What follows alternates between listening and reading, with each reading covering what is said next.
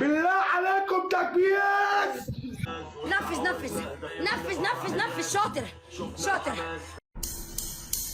ألم أعهد إليكم يا بني آدم أن لا تعبدوا الشيطان إنه لكم عدو مبين.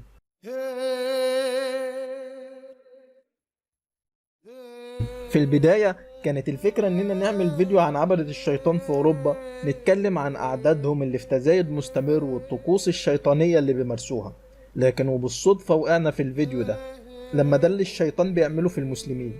أمال عبدة الشيطان شكلهم إيه؟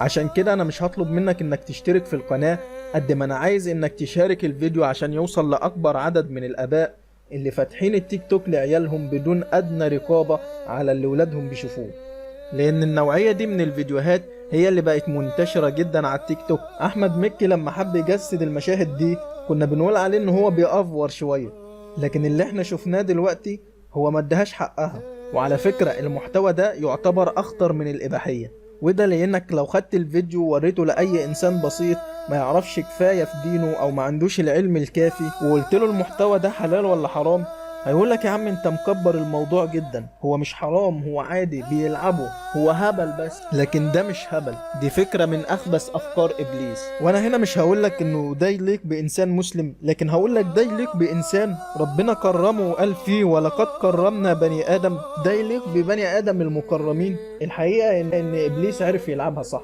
والتيك توك منصة معروف عنها انه غالبية متابعينها من سن الاطفال لحد المراهقين. فالفيديو ده توعية للاباء اللي ذكرناهم من شوية، وهسيب لكم انتوا التعليقات تقولوا رأيكم في النوعية دي، هل ده هبل ولا افكار ابليس؟ لو شايف ان الفيديو مفيد شاركه مع اكبر عدد.